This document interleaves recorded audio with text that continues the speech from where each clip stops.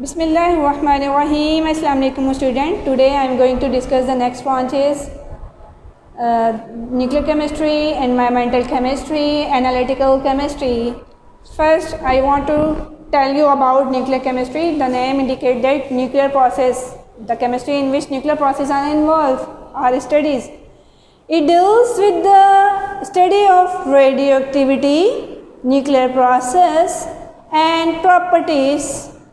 This branch of chemistry tell us about radioactivity. Radioactivity means radiation, the emission of radiation, ताप का और शों का खारिज होना. And the nuclear process atomic bomb बनाने का process and properties and radiation से खारिज जो रेडिएशन खारिज हो रही है उनकी क्या प्रॉपर्टीज़ है, वो किस किस्म की रेज हैं खारिज हो रही हैं, अल्फ़ा हैं, बीटा हैं या गैमा हैं. The main concern या major concern of this chemistry is the use of atomic energy and uses in daily lives. Atomic energy का इस्तेमाल या हुसूल और उसके इस्तेमाल करना डेली लाइफ में. And study of chemical effects resulting from the absorption of radiation within animals and plants. The radiation emits from radioactivity. The effects of these radiation on animals and plants means वो जो radiation खारिज हो रही है किसी radioactive element से, उन radiation का हमारी बॉडी पे एब्जॉर्ब होने के बाद क्या इफ़ेक्ट होता है या एनिमल्स की बॉडी पे क्या इफ़ेक्ट हो रहा है, उसका बहुत बुरा असर पड़ता है. कैंसर बनने का खर्चा होता है, कैंसर बन सकता है बच्चा, ट्यूमर बन सकते हैं. ठीक है बच्चों. The scope of nuclear chemistry is in medical treatment means radiotherapy, in cancer treatment phosphorus 32, the isotope of phosphorus 32 and the isotope of strontium 90 are used in radiotherapy for the treatment of body cancer. It also used in preservation of food. Nuclear chemistry involved in preservation of food. Preservation of food means, for example, tin packed foods, Lays, chips, the food that are preserved. Generation of electrical power through nuclear reactors. Nuclear process हो रहे हैं तो nuclear reactors के अंदर हो रहे हैं. Nuclear reactors ऐसी जगह हैं जहाँ पे एटॉमिक बम्स बनते हैं. अब वो न्यूक्लियर रिएक्टर्स क्या होते हैं, सीमेंट के बने हुए रूम्स होते हैं जहाँ पे न्यूक्लियर प्रोसेस किए जाते हैं और उस दौरान जो इमिट होने वाली एनर्जी है या रेडिएशन है उसको यूटिलाइज़ कर लिया जाता है for electrical power generation. Okay. The next branch is environmental chemistry. The name indicates that environment. This branch of chemistry deals with the study about components of environment and the effect of human activities on the environment. Components of environment means our environment is made up of two components, biotic components and abiotic components. Biotic means living thing, for example plants, animal, etc. While the abiotic component are those components that consider non-living things, for example light, air, soil, water, and the effect of human activities on the environment. How human use AC in homes, the radiation emitted from their homes also produce toxic gases that are present in our environment and damage our greenhouse effect produce. Okay, global warming increase. ठीक है, ozone को destroy कर रहे हैं ये सारी gases जो है मिलकर.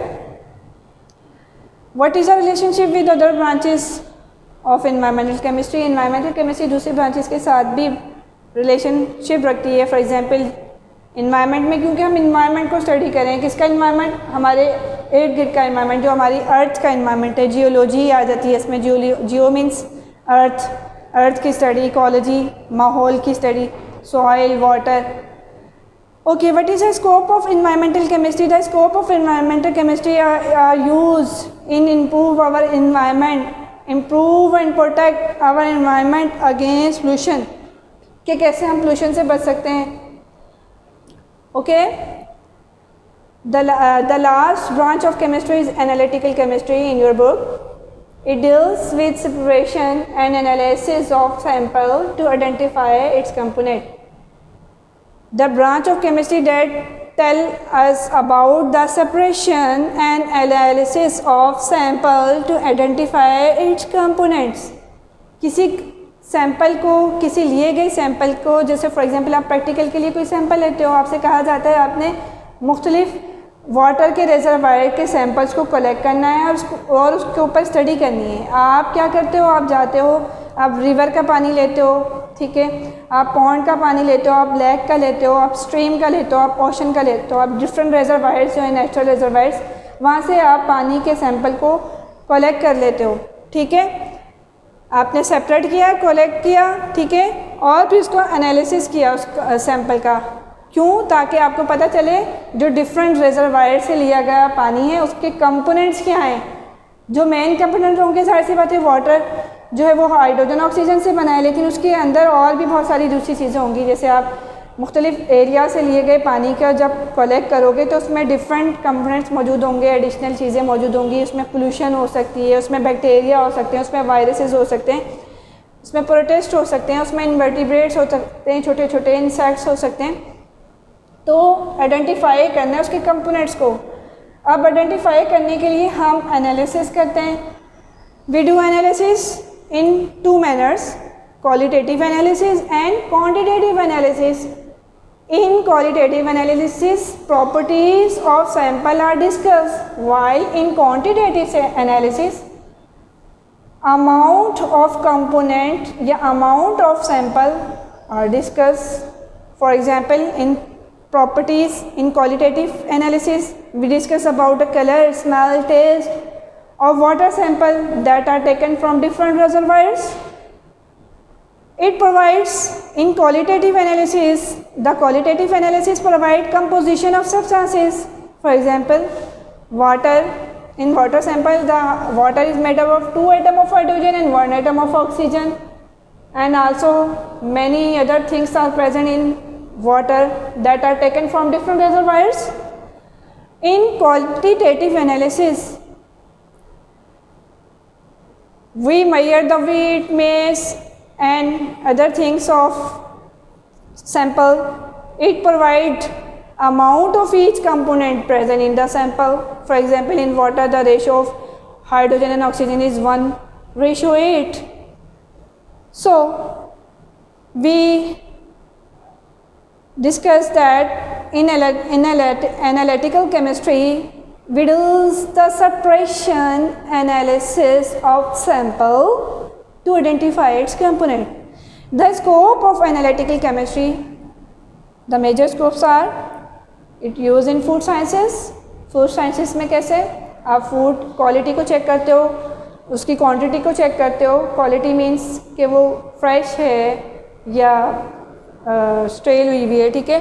और क्वांटिटेटिव में आप देखते हो उस फूड में, जैसे आप लेस खा रहे हो, लेस के आपने कभी पैकेट को गौर से देखा, उसके पीछे उसकी पूरी एनालिसिस लिखी होती है, क्वांटिटेटिव और क्वालिटेटिव दोनों तरह से लिखी होती है. अगर आपने कभी गौर नहीं किया तो अभी जाके लेस का एक पैकेट ख़रीदें और उसके रैपर को गौर से देखें, उसमें पूरी उसकी क्वांटिटेटिव एनालिसिस लिखी होती है कि कार्बोहाइड्रेट कितने ग्राम मौजूद है, इसमें प्रोटीन कितनी है, एनर्जी कितनी है, इसमें कितनी कैलोरीज है हर चीज़ की.